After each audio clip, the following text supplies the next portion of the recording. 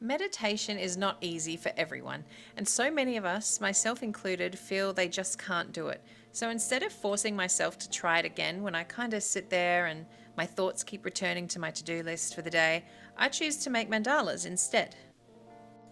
So I always start with making myself a lovely cup of tea. Mind you, lately it has been a glass of red, I won't lie. But for tonight, it is definitely a nice cup of Earl Grey. I like to put some calming music on, or sometimes I prefer complete silence, especially if the kids have been particularly noisy that day. Then I grab the tools that I need, which could be just my journal or a piece of paper and a fine liner, but today I'm using the additional tools to get an accurate guide, which are a compass, a ruler, and a protractor. And don't forget that you don't even have to use these tools if you don't feel like being precise. I often just don't use anything, just go freehand, and you're just making patterns around the circle and just keep going with that circle formation as you expand and build out your mandala. Now we're all set up, it's time to get started. So to begin, we have to find the center point of our page. I do this just by creating a line through the middle of the page, both vertically and horizontally. Then using either a protractor to get accurate angles or just by eye, draw out any amount of lines to create evenly portioned sections on your mandala. In this example, I'm using 30 degrees between each of my segments, and that I'm going to continue around entirely. So the 360 degree view has 30-degree angled portions. Sounds very technical, but it's really not. You're just drawing straight lines to create like a pizza shape. So now you can see I've simply got 6 straight lines traveling vertically, horizontally, and then angled through the center. Now it's time to map out the circles that you're going to work with. I'm using a compass to do this, and I'm just guessing. It's all just guesstimation wherever you feel like placing the circles. Because remember, every mandala is going to look different. So you can really just be generous with the sizes that you do. Either keep them skinny if you wanted to do lots of little tiny intricate patterns, or increase the gaps between the circles for something a bit more larger in pattern form. I like to use a coin for my very central circle. It's just the perfect size to start the mandala off, and my compass doesn't go this small, so it's really easy to just utilize things around the house. Even a CD works well, using the outer rim and the inside circle. And now for the fun part. Starting from the innermost circle, you're going to create an emblem shape of your choice. I'm doing a flower here. You could do a star or a spiral or even more circles. It's up to you. So now you have your starting point of the pattern. You can work on the next ring on the outside of that inner emblem.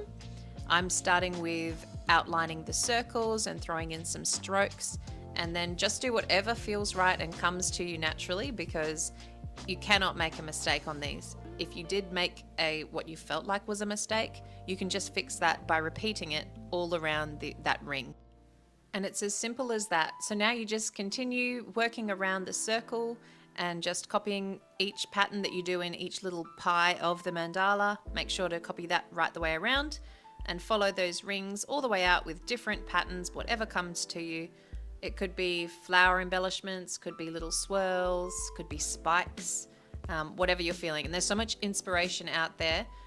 You could copy the things around you or check out some visual imagery online to help inspire you.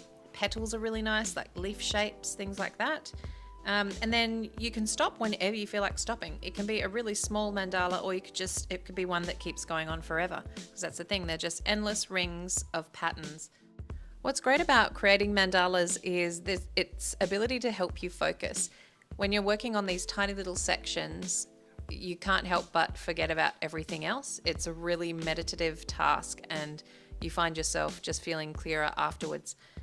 That might sound a little bit floofy, but I guarantee you if you do these regularly, they really will help to reduce stress, and it can combat depression. It's also have thought to boost the immune system because of increased melatonin levels, and is a really calming tool for when you want to get away from technology for a bit.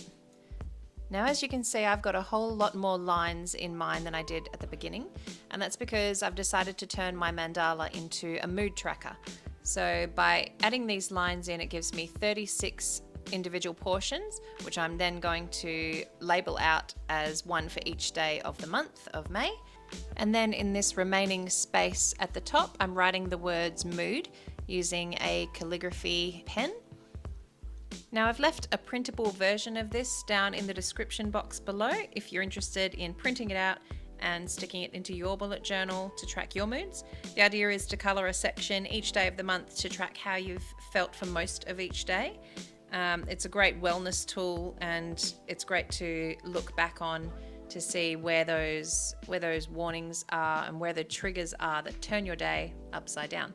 So just be honest with yourself and how you're tracking it, and yeah, use this as a tool to keep you feeling your best.